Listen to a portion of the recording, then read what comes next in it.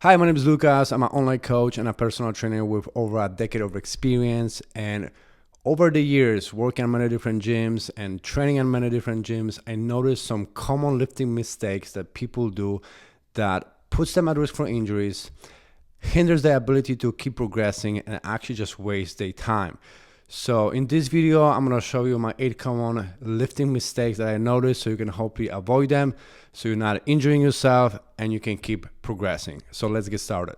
So those mistakes are not necessarily in order of importance, but mistake number 1 is combo exercises. And combo exercises are exercises where you're combining 2 or more exercises into one. For example, performing a lunge that is followed up by a lateral raise. And that type of training, a way of training, I noticed specifically during bootcamp classes. And this is not optimum way to train, because if you're combining big, strong muscles like legs with relatively weaker and smaller muscles like the middle head of the shoulder, the problem with that is that you're not gonna be able to use challenging enough weight to work the legs, because your limiting factor is going to be your shoulder. You're going to be able to lift much heavier weight with your legs because they are stronger comparing to the middle half of the shoulder. So you might be able to use meaningfully challenging weight for the lateral raises for the shoulders, but not necessarily for the legs. So it takes away from the leg training. So it's better to do those exercises separately. It's much more optimal to train those muscle groups separately. Do lunges separately with an appropriate weight, and then do lateral raises with an appropriate weight, instead of needlessly combining those movements together. It might look fancy, might look more complex, but just because something is complex and fancy doesn't mean it's more effective. Another mistake that I noticed is performing strength training exercises on the Bosu ball. Performing exercises like, for example, squat and Bosu ball, it takes away from the strength training and your ability to build muscle, because you're not going to be able to use challenging enough weight to meaningfully work the legs, because your body is going to be focusing more on balancing itself instead of producing force. So you're not going to be able to, again, challenge your legs heavy enough to work those legs and create adaptation. It's going to be challenging in a different way where you have to balance yourself, but that's not really what we want. What we want is produce force. And if you're on an unstable surface, you're not going to be able to produce force. Also, your form is going to be impacted during the squat, because you're going to be focusing on balancing yourself, increases the risk for injuries. So it is challenging, but that's not what type of a challenge what we want. What we want is be on a stable surface and challenge ourselves with heavy weight enough weight to meaningfully work the legs. And Bosu ball exercises are not effective way to build strength or to build muscle. Another mistake that I noticed is combining many different energy systems into one cluster or one superset. And this is something that I also noticed during bootcamp classes, where people doing everything at once, like strength, conditioning, power, mobility, into one cluster. For example, I've seen people doing again, a barbell squat followed up by some jumping jacks or pogo jumps. Then they're doing some stretching, and then doing maybe a rowing, and then coming back to the squat. That type of way of training is also not effective, because if you're trying to do everything at once, you're not going to be really good at any of those things. It's better to train each energy system separately. Do your strength training separately, do your power training separately, then do your conditioning separately. If, for example, you're trying to do a squat, and before that you've been doing some type of jumps, you're not going to be recover appropriately and enough to perform a squat optimally. Your form might be impacted when you are under recover, when you're doing a squat under fatigue. You're naturally going to be working on strength. It takes away from the strength training, it takes away from our other energy systems. So again, it's better to do those things separately.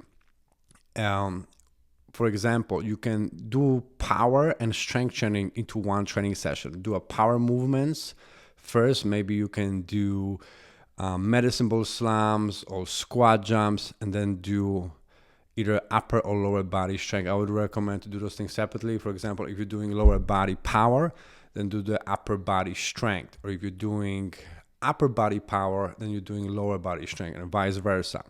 And then you can do conditioning if you want. Or ideally, it would be better to do conditioning on a different training session. However, if you are short of time, you can do like that. But that's much more optimal to train instead of trying to do everything at once into one superset. And that's not the best way, and that's not the most optimal way to improve your performance. Another mistake that I noticed is poor lifting technique. Either people have not enough range of motion during the exercise, or they're performing the exercises too quickly, they're using momentum, they position their body and they're performing the exercise just wrong way completely. And there are many different reasons for that. For example, maybe they're lifting just too heavy. They don't focus on the range of motion. They just don't know how to perform the exercise correctly. They might have some limitations in the joint mobility. There are many different reasons, but we want to make sure that our technique is the most important thing, because if our technique is not correct, we have a high risk for injuries and we're not getting the benefits from the training as we could. Another mistake that I noticed is lack of progressive overload. If we want to keep progressing and keep improving, we want to make sure that we're challenging ourselves with time by either increasing the weight, increasing the reps, doing more sets, things like that. With time, the workouts and the exercises should be progressively challenging. And I see a lot of people are very comfortable doing the same weight, the same reps, the same everything, and they wonder why they're not improving, that you're not keep progressing. So you want to make sure that you're tracking your progress and you're trying to challenge yourself. Gym is to challenge ourselves, and that's how we're going to get better. And lack of progressive overload is going to prevent you from actually getting better. So you want to make sure that you constantly trying to challenge yourself. And you doesn't have to necessarily, every week increase the weight by 20 to 30 pounds and doing much more, but small little progressions over time is going to make a big difference. Another common mistake is people just performing some stupid exercise. I mean, I don't know how else to say it, but I've seen people using exercise machines in a completely different way that they intend to be used for. Also, they're doing some weird, complex movements that, they look maybe different and unique, but not necessarily better. And that's another thing that I noticed that's a common mistake. It's because something is different or unique is not necessarily better.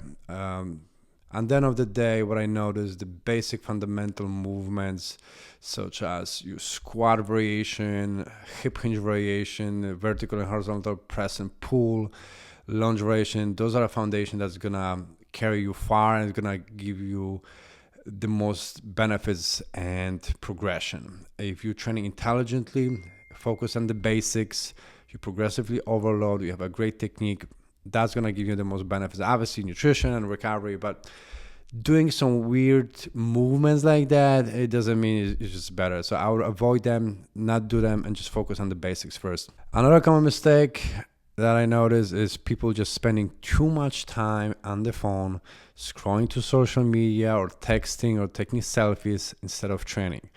And I'm not necessarily saying that you cannot be on the phone and check your phone when you're resting between each set. That's fine, I do that myself. But if you're spending minutes and minutes and you're not really focusing on training, then you have to really ask yourself why you're there, and you're just wasting your time, right? So, especially when you're on the machine, let's say you're on the machine and doing a leg press and you're spending a lot of time on the phone, it takes away from other people to use the machine, So don't be that person. Go to the gym with intent. Don't waste time on the phone. I know it's, sometimes it's tempting to check the phone. It's fine, but you want to make sure that you're not spending too much time on the phone. Another thing that I noticed also is just people talk too much, and again, I'm not against the fact to socialize and having a conversation, but if 40 or 50% of your training is spent on talking, then you're just wasting your time. You have to ask yourself, why you're there in the gym. Are you there to get better and accomplish something, or are you there just to spend time to socialize? Go to the gym, have a good workout, efficient workout, and then you can socialize after the workout. Go to a cafeteria, have a meal or something like that, and socialize after the gym. But the gym is there to get better, have fun, and recharge, and distress as well. But you want to make sure that you're not wasting your time. And the last common mistake is randomize exercises and not having a plan. I'm a big believer that in order to keep improving, we have to have some type of a plan, some type of a program. Otherwise, if we just doing random stuff, whatever we like it or whatever we feel like it, the problem with that type of approach is that it's very difficult to track progress. It's really difficult to spend enough time to groove into lifting technique and master the technique if you're constantly doing something different. And, I do believe that it's important to spend 3 to 4 or 5 weeks plan, try to weekly progressively overload, and then change the variation, change the exercises. Because I understand, we want to have fun and we don't want to do the same shit all the time. So it's important to incorporate variety. But if you're changing everything every week, then on the other hand, it's difficult to keep progressing and knowing, and track our progress. So there has to be that balance between having enough variety so we not become stale and it's not boring. The exercises and the training should be enjoyable and should be fun too. But in the same time, we don't want to have too much variation and too much variety and too frequently, because again, it's going to be difficult to track progress, keep progressively overload, and spend enough time to practice and groove into lifting techniques. So I hope that makes sense. I hope those lifting mistakes give you some understanding of what to focus on and what to avoid. If you enjoyed that video, if you liked it and you want to see some more similar content like that, make sure you click that like button, subscribe, and I'll see you on the next one.